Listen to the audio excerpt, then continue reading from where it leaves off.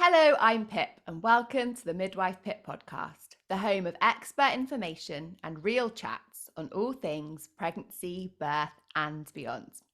Now, I felt firsthand the benefits of a well-prepared dad when we had our firstborn, and my husband knew what he could do to help me and to bond with our son. But becoming a dad can be daunting. Maybe there are questions you haven't had the opportunity to ask, or you don't feel that your routine appointments and birth and parenting prep is well aligned to you as a man. The truth is, your role as a dad in birth and with a newborn is massive, and preparing well makes the whole journey a calmer, smoother, and more enjoyable one for all. Now, I am super excited for this week's guest to talk about preparing for fatherhood and debunking some of those myths and misconceptions. Gordon is the founder of Mantenatal, and he's here so that if you're a dad listening, get your notebook at the ready. Or if you're an expectant mum, make sure you share this one with the man who's supporting you through birth and the postpartum period. Welcome, Gordon. Thank you so much for joining me. We've been trying to get a chat in the diary for like a year, haven't we? But we're here. It's been a little bit of time, and I want to say thank you for having me, Pip. It means a lot. Thank you for that. Oh, I'm delighted. I'm so excited to chat about all the work that you do because, my goodness, in the year of 2023, or this will be 2024 when people can listen to it, it's so needed. It's so important. So we hear that feedback a lot. I bet, honestly, I bet you do. So as a midwife, thank you for getting dads on board because we need them more and more. You're welcome. You're welcome. What I want to do to start with, Gordon, is strip it back. Why was Mantenatal born? What is your mission? Because I feel like you are absolutely a man on a mission at the moment.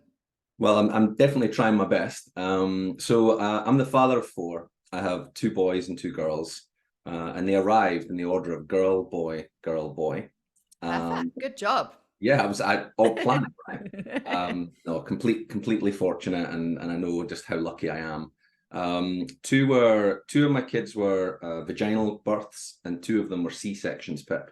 And when you add on top of that my sister's also a midwife, I was thinking to myself, I must have knowledge that I can share, and that's as far as it kind of really went. But we also joined not one but two antenatal courses. Quite big ones in the UK, beginning with the letter N, and I came away from them, and I thought a couple of takeaways I had. One was, these are expensive, right? They're not cheap. We've made friends for life, without a doubt. We have, right? We've been on holiday with them, and our youngest are growing up at the same age, and the majority of the content, I'd say 99% of the content, Pip, was focused on mum. And it should be, right? I'm the first to say it should be. But what they were teaching the dads were, and I just give maybe one or two examples, were things like how to rub a tennis ball up and down mum's back to give her a massage. The other one was how to dismantle a breast pump. And I looked at those two things and said, right, well, I'm not sure that I feel as prepared as I really want to be. And the other thing that drove me absolutely nuts, and I call it out and say it's not okay anymore, especially if any other antenatal courses are happening, where they'll say, if you're doing it as a couple, and they might say, do you know what, Dad, you get the night off. Dad, you guys go to the pub because we're going to talk about women topics. We're going to talk about breastfeeding. We're going to talk about pelvic floor. We're going to talk about prolapse. We're going to talk about all, and I think, how can, right, and this comes back to the second part of your question on what's my mission, is how can a birth partner, a dad, properly support, advocate, and empathize with mum if he's not got a clue what she's really going through? And I think that's where I've seen this gap, to say it's time to fill it. And it's time to say to dads, it's okay to come in vulnerable. It's okay not to know all the answers. And ultimately, Pip, I imagine a world where mum is super prepared, but imagine it if dad was also as prepared. Guess what's going to happen from a family perspective? So that kind of comes all the way back to mission, is we want to help guys be the best dad they can be, right? The key thing there is it's what it means to them. So we're not going to sheep dip you and say everyone's got to be the same. And by the way, there's no such thing as super dad. I ain't super dad. I make mistakes, right? But our mantra that sits, and it kind of sits underneath the tagline of Mantenatal, is be the best dad you can be. And it's up to each individual to decide, what does that look like for me? And that's kind of where it all came from. Oh, I love that. It's so important. And just going back to what you said about the women's topics. Oh my goodness. I can't believe those words came out of someone's mouth in the Yeah. That's terrifying, because also as a woman, how can you feel comfortable talking about some of those taboo subjects that we're trying so hard to lift the lid on, especially, you know, everyone listening knows I am a bit of a pelvic health geek. And so how can women sort of say to their partner, you know, actually I'm wetting myself, or sex is really painful and we need to talk about this, and find someone to support us, if they were never part of that conversation? No, you know, I it know. adds into that loneliness. And when you look at the statistics, it's a bit morbid, but if you look at the statistics of divorce for new parents, it's massive. And it's no wonder when you've got two people that are then going into this on completely different pages, trying to then bring those people together when you're sleep deprived and, you know, navigating this whole new role and responsibility becomes really, really difficult. So yeah, completely amen to everything you said. Dads need to get on board. And the other thing I wanted to add was, there is no such thing, as you said, as, you know, super dad, super mum, perfect parent. And actually, I think about this quite often with my son. I think, actually, the world isn't perfect, so you don't need me to be perfect. And what we are is the perfect parent to our little person that we know really well. And we can be like, oh, you know, mummy, daddy shouldn't have done that, shouldn't have said that. Sorry, let's hug it out. And actually, that's teaching them how to manage real life, isn't it? Because we're going to make mistakes and we're going to learn from them and we're going to have to apologize, rather than trying to be this perfect Mary Poppins version of a parent that just is so unachievable. But Pip, I just to build on that, one of the things that we talk about at Mantenatal, and I'm sure this will resonate with your listeners and viewers, etc., is as a new parent, one of the things that, and we see it through our social media and everything's filtered and everything looks amazing, is that we're always seem to be chasing this thing called perfection. And ultimately, it doesn't exist and you're going to fail, right? So what we want to do is try and change that narrative a little bit and say that, do you know what? Every single parent, no matter who, whether you look up at your own mum and dad, you look at your friends, your sister, whatever, they're making mistakes, right? Daily, they're making mistakes. I make mistakes daily. I continue to make the mistakes, right? So one of the things that we're trying to help people understand is stop chasing perfection. Why don't you go for progress instead? Because every day you're making progress. Every day, like you say, you're going to be so tired. You don't even know your name, let alone the last time you had a shower or what you had for lunch. So how are you going to be the best version of yourself, the best parents? Instead of looking at each other and saying, do you know what? We've made mistakes today. We weren't perfect. The treadmill's relentless when you become a new parent, right? It never stops. And there'll be days where you trip up. But it's about looking at each other and saying, let's get back on this. Let's keep going. Let's keep the progress going. Because that's a much more realistic goal than going after something that's just not achievable. Oh, 100%. Yeah. And it just doesn't help us, does it? It just doesn't help us. I definitely had some perfectionist traits, I think, pre-parenthood, because you have a bit more time and space for that, I think, don't you? And that's just probably part of my DNA in that way. But I've learned as a parent to go with, it's good enough. You know, it's good enough. If I try and do everything perfectly, we'll get absolutely nothing done. We won't. No, and I believe you. I believe you. And when we bring the guys together, and we call them squads, by the way, right? So when we bring the squads together, one of the things that we can do with them is we help them understand things through storytelling as well, right? And I'll even share some of my stories of the mistakes I've made when I became a dad, because Mantenatal didn't exist, right? And one of the things that we're trying to do is help them learn from my mistakes, from other dads' mistakes, so that they can already have a head start than what I ever had. So it's about building on that, and like you used the word taboo earlier, it's removing those taboos and saying it's okay not to be okay. But ultimately, if we can do this, right, and we are chipping away at it, and it'll be relentless, it will be nonstop.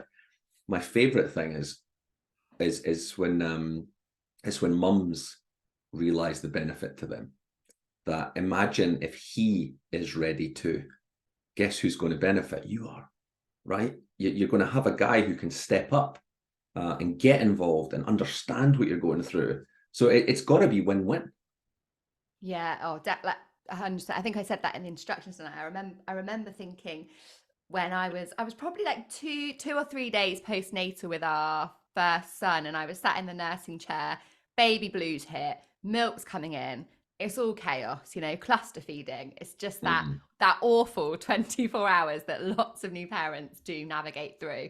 And I remember thinking at that point, just, my midwife head wasn't there. I was a new mum. I couldn't put my rational midwife head into Training that out the window. Yeah, at all. It's so different when you're in it yourself and you've got all those hormonal roller coasters going. And I remember our parents, who aren't very local to us, my mum in particular, saying, he just shouldn't be feeding this much.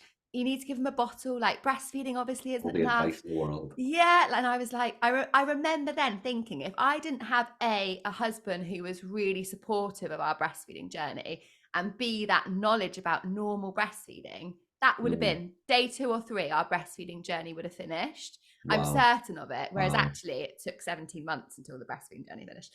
But I know that if it wasn't for our our preparation together as a couple and my prior knowledge, that would have been it. And it's such you a get shame, the benefit of being a team. Absolutely. Right? And I know not every single parent has that. That is a luxury as well, right? And I get that. If you do have it, take advantage of the teamwork, right? Because the game. Yeah, 100%. 100%.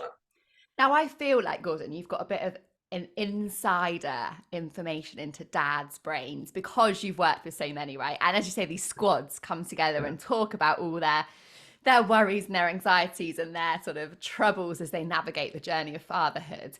So for dads listening who perhaps are thinking, this sounds good, but I'm not sure, what are some of the most common things that dads express to you, their most common concerns? Because what I'm hoping is that dads resonate, that they're listening, will hear something and that will really resonate with them, because actually they realize, oh, I'm not the only one with that concern. Perhaps I can talk about it, get support, work through it, etc. What do you hear? Tell us all the secrets. So I take a quick step back for it, because you said you'll get a guy hearing this and going, this sounds interesting. One of the things that also happens quite a lot, and we say to the guys when they join us, one of the first questions we have for them is like, why are you here? And one of the interesting answers is, because I was told to be here. Right? So that's my point, is a lot of guys just need that little shove to get them over the line. That's the point I wanted to make. And by the way, the guys are also saying, like, after even one night with us, they're like, they're thanking mum to say, thank you for putting me on this thing, right? Yeah. We all know who the bosses are, right? Yeah, exactly. The boss told me to be here, right? So in terms of the conversations we have and the shit, because again, we say to them, what's on your mind? What's worrying you? And we try and just get them talking about it to get the taboos out. And one of the most common ones, Pip, is that one all around sleep. That they're genuinely worried on what is this going to mean for them when it comes to sleep, right? Now, if I stop there, it sounds really superficial. But when you go a little bit further, you say, actually, these guys are really opening up, because we've got guys, it's not just they're saying, oh my God, I need my beauty sleep, I enjoy my sleep. It's not. They go further than that, Pip, and they'll say that they admit that they're not the best versions of themselves, that they've got anger management issues, that they've got mental health topics that start to come up, and it triggers when they're sleep deprived, right? So we talk about that, and we say that we can't stop you feeling that level of tiredness. I mean, and again, we bring it to life for them. We will say, genuinely, you will be so tired that it will feel like you've got the ultimate jet lag and you've never been on a plane, right? You've never even got your passport out. That's how tired you're going to be at the start, right? Because your little one will be up at various times and you don't necessarily have that much control in the early days, right? So it's about being honest with the dads. But then what we do is we then talk about kind of coping mechanisms and ways to discuss and share in the squad, because they're never on their own. after you join Mantenatal, right? You're part of this global squad, this community where you can literally message at 2, 3, 4, 5 in the morning and say, I'm having a nightmare. Is anyone else awake? And there'll be another dad that could be anywhere in the world, right? We get guys in New Zealand and the States and everything joining us that'll be up and say, how can I help? Right? And you can start sharing your journey with them. And then we go into mental health as well, right? That comes up. And we want to take out the taboos. We want to demystify this to say that men don't have to always be or try and pretend to be the tough one, right? Stiff upper lip. Men don't cry. All that stuff. It's complete BS, right? We do cry. We do hurt. We do feel pain. And we do have our own version of mental load, right? Now, I want to be very careful how far I go on this. Because my wife and I talk about mental load, right? And then when she shares her mental load, I'm like, oh my God, like I had no appreciation. That's intense. I had no appreciation for that level of mental load, right? But you asked me about the guys, and I'm saying as guys, we have our own things that we want to talk about, right? So the other thing that will come up is, am I ready? And the self-doubt. And then it comes down to things like affordability. How much is this all going to cost? And then you go to a big baby store or a big baby event, a show, and these things can be overwhelming, right? But when we hear the guys saying these kind of dialogues and they don't know where to start, one of the things we'll say to them is, like, stop being that kind of donkey just carrying the bags at the back of behind mum, following mum, saying, I don't know where we're going next. I don't know what she wants to buy next. How much is this going to cost? Right? It's more about saying, do you know what? You've got an active role here, right? Get up, get off the bench and get involved, because being a dad's not a spectator sport, Pip, right? So again, I'll give a really tangible example that if you guys need to go and buy, and you decide to go and buy a baby bag, right? That get involved in it, Dad, because if you're up for wearing, if you like your pinks and your neons like you've got here, and you like flowers and all this, great. But if you say I'd rather something a little bit more subtle and maybe just jet black and whatever, you've got a voice as well, because the chances are you're going to be wearing it a lot of the time. So yeah, sleep deprived, the financial side, the mental side, am I genuinely ready? And then the other one is that real fear on what it means for mum, right? That real fear, and I've got no understanding what she's really going to go through, and how do I support her? How do I best support her? Because I watch the movies and I'm scared. I'm genuinely scared. That comes up. I love that you just mentioned that, actually, Gordon, because one of the things that I often talk to, dads or birth partners, whoever's going to be in that birthing space with the women about, is the vulnerability of that person, because you're essentially getting a bird's eye view of whatever happens. So if there is a complication in birth, and I think about my own birth was all very straightforward. Then I needed help with our placenta coming out. Now, for me, although things were happening to my body, I didn't see that really. I didn't really see that. I was just left there. Whereas that other person in the room, if there is a complication, they get a bird's eye view of absolutely everything. So if you have no knowledge about what might happen, what to expect, you're really worried about seeing blood and things like that, that's massively overwhelming. And that's where it's really important, I think, that dads prepared for that whole journey and actually have a bit of an understanding about coping mechanisms, their roles. They don't just feel like this awkward lemon, in the corner, but they have jobs to do. And I know my husband had like a little to-do list in labour and birth, because he likes a list. He likes to be organised. He's a teacher, so, list, planning, organisation is his jam. And then I didn't have to carry that, because I knew when we got in there, my diffuser was going to be on, my mood lights were going to be on, my snack station was going to be He had his role. He had his role, and he felt comfortable with that. So I think it's about communicating, isn't it? What's going to work? Like you said, everyone's an individual. What's going to work for that dad? What are they comfortable with? What are Yeah. they going to thrive in? And where aren't they uncomfortable? Where are they uncomfortable, you know? And then how do we navigate that and provide them with coping mechanisms in the same way we provide mum with coping mechanisms with the things that she's worried about during labour and birth? Yeah, exactly. And that's where that fear and being open and saying, I don't know what role I'm going to have. I'm scared about it.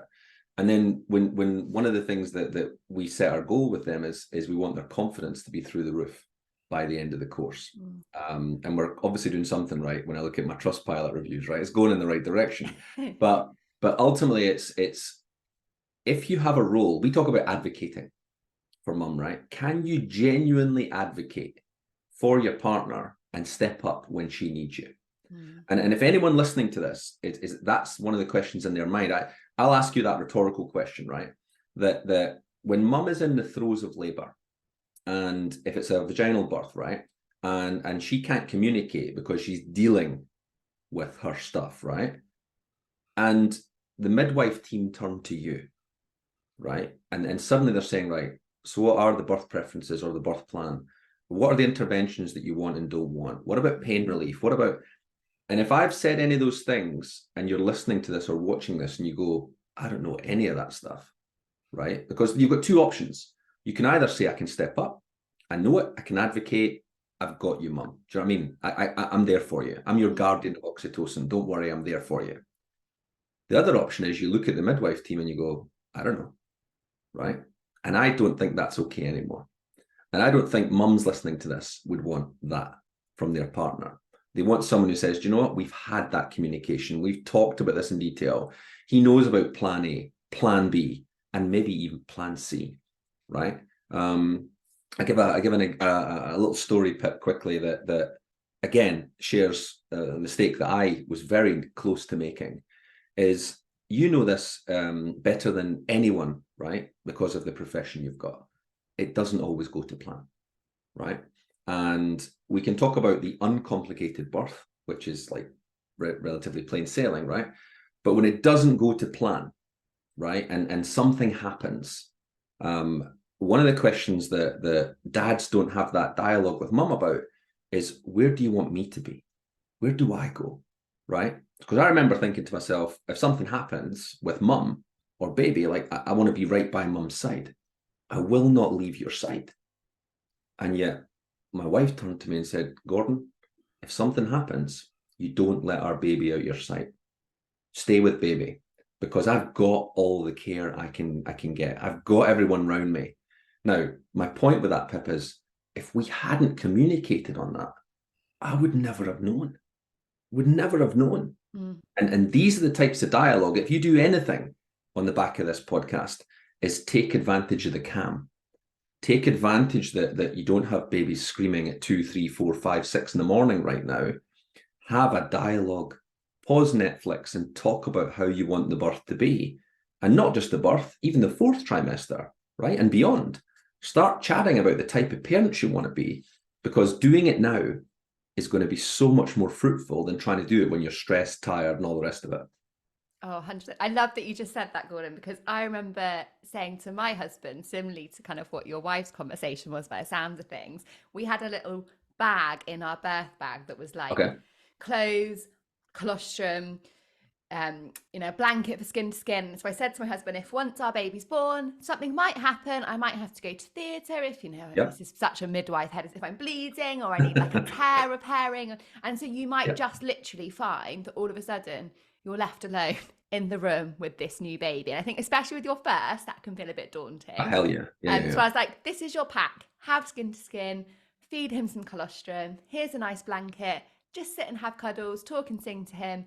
And I'll be back within an hour or so. And then we'll do all of the stuff that we had planned kind of for that golden hour. And he was a bit like, yeah, all right, Pip, thinking, that isn't going to happen. And thankfully for us, we did stay together.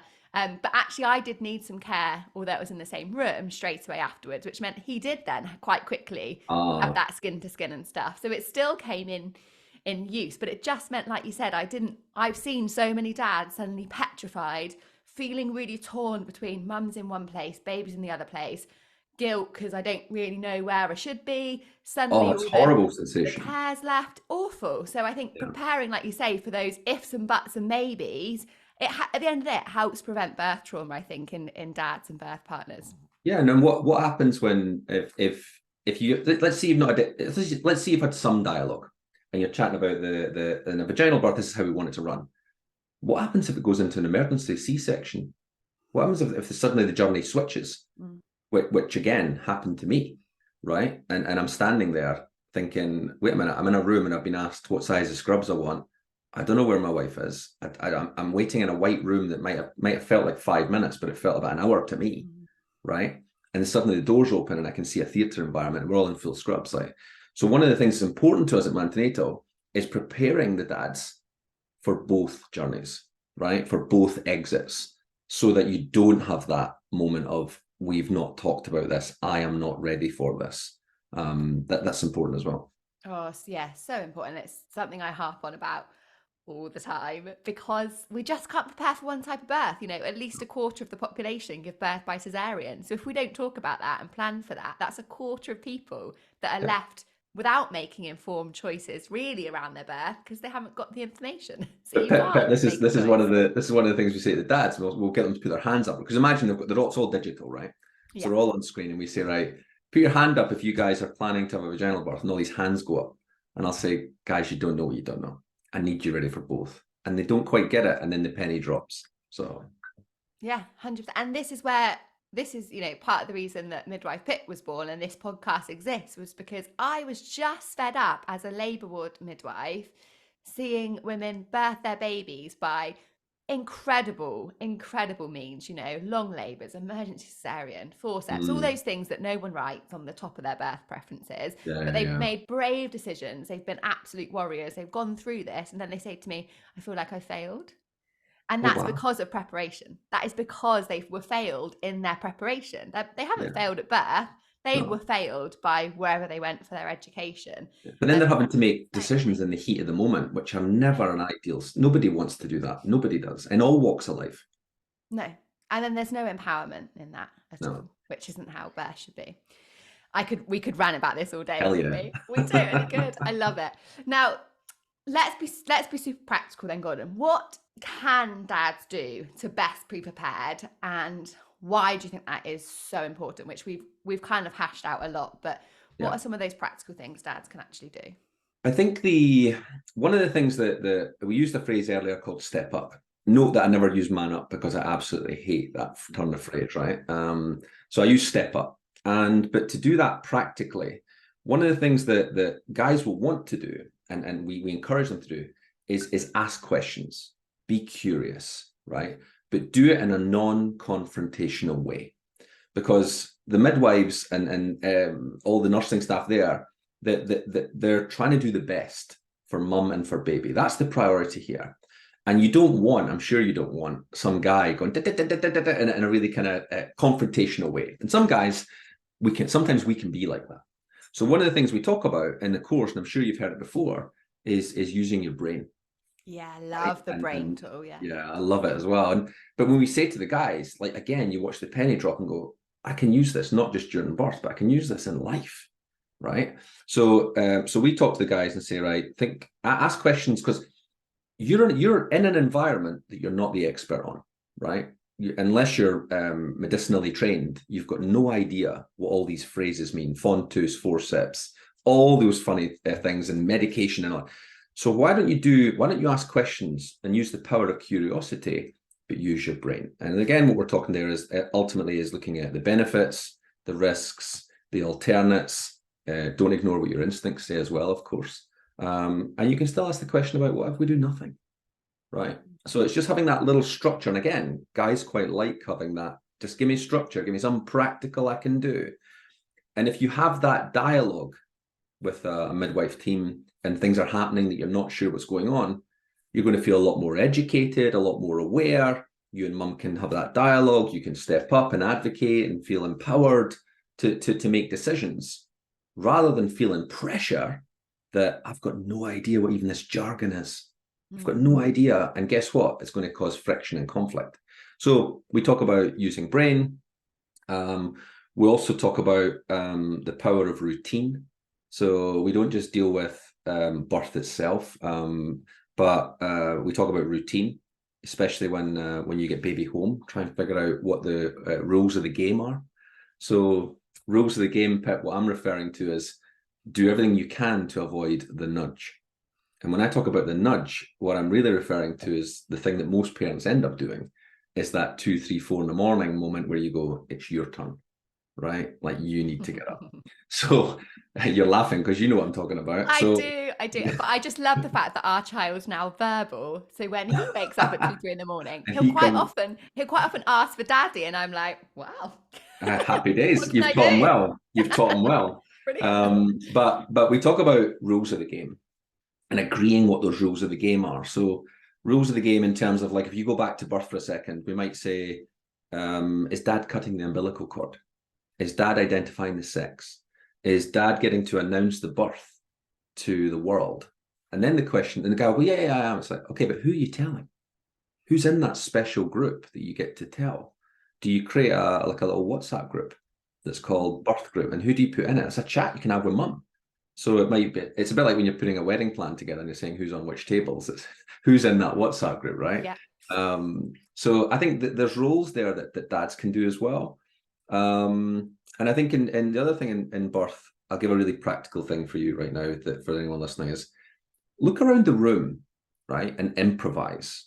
And again, it sounds quite easy to say that, but if I give you one simple example, guys, is I remember during one of our births, the room was roasting, right? And the average is what, 25 to 28 degrees or something in the labor ward. The room was so hot, and mum was absolutely sweating, right? And I looked around the room and I thought, wait a minute, there's paper towels on the wall. So I grabbed, like, the green paper towels you got at school, and I folded them all up into like a ruler shape, soaked them under the water, and created like an improvised flannel thing, right, to put on mum's head to cool her down. And this is the point: is look around and say, what can I do? Right? What can I do that can? And don't get me wrong, it might have worked for about 10 seconds, and then eventually she's like, get this gone. The water's trickling down here, and she's like, now it's just soggy and yeah. And the last one I'll give you, especially for birth, is one of my favorite ones. And a midwife taught me this. Is when mum's calling you every name under the sun, right? Guys need to just take a minute and say, do you know what? It is my fault.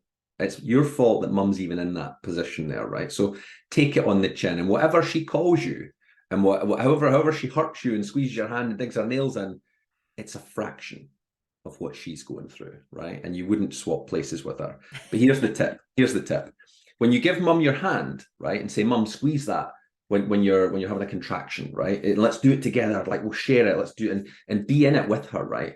Never give her your hand like this. Oh, my watch wants to get involved. Never give her your hand like this when she squeezes the knuckles like that, because that's agony, right? So don't give her your hand when she squeezes the knuckles together. What you do is you give her your thumb.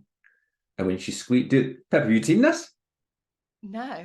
Right, put your hand like this, then do this with me. So for anyone that can't see us, what we're doing, instead of having your hand laid flat, like you would pop it on the table flat, palm down, you're just providing your thumb? Yeah. So if you squeeze your hand like that, it hurts, right? So give you your thumb. Yeah, especially if you've got a ring on. Yeah, squeeze your thumb as hard as you can. It's all right, isn't it? It doesn't hurt. It's all right, yeah. It doesn't hurt at all. I'm not teaching my husband that though. Right, but that's my point. And mum's going hell for leather, right? Telling him, I'm having one right now. And dad's going, yeah, I can feel it. It's really so. But from a dad's perspective, he's in it with her. Mum's getting to let out as much frustration and energy as she needs to. And dad's with her, right? So it's a little practical thing that brings you together. Don't sit over on the seat while mum's giving birth. One midwife told me, I said to her, what's the worst example you've ever seen of a dad? And she told me this, and God, she said, mum was in the throes of labour, dad's sitting on the chair to the side, and he's checking the football scores. Yeah, I was going to say, was it watching football? I've had that. Yeah. And that's not okay, right? And I'm going to call it out, and any dad listening to this, that's not okay. You've got an active role, step up and get involved. Record it at home. Watch it when you get back in. Exactly. Ain't going anywhere. Because then you're not just going to get your thumb squeezed. No, well, and you mentioned the word divorce early on, so yeah, okay. I love it. Now, Gordon, everyone that comes on the podcast, I ask for 3 top tips, and you've given so many tips throughout our chat today. But if you could try to summarize into 3 top tips for, dads listening or mums listening that are like, right, he needs to get on this and step up, like you say, what would they be? I would say learn how to advocate for mum. Learn how to step up and play an active role. Is one of you have this moment in time, and if you miss it, it's gone, right? And I genuinely believe you've got a role pre-birth, during birth, and obviously post as well. So yeah, step up and advocate. I think the other one is stop pretending that we don't have pain, hurt, we have mental issues, and the stiff upper lip. The word men is hidden inside the word mental health. So if you look at mental health and you spell it, MEN is right there. So it's been staring at us the whole time. I think that's really important. And I think last but not least, tips. Take the time, like I said at the very start, is you've got an advantage right now. If you're listening to this before your baby comes, you're in the calm. Take advantage of it, because it's something I wished someone had told me before my first one came along. Take advantage and have the dialogues. We didn't, and it was all by the seat of the pants, and it doesn't have to be that way. Oh, Gordon, thank you so much. Now, if you've listened today and thought this sounds like a bit of what we need in our journeys, then do head to the episode description where you'll find a link through to Mantenatal, and you can reach out with Gordon and see where he can support you. Thank you so much, Gordon. It's been brilliant to finally get to chat with you. I hope you pressed record. I did. Fear not. Thank you so much. Thank you, Pip.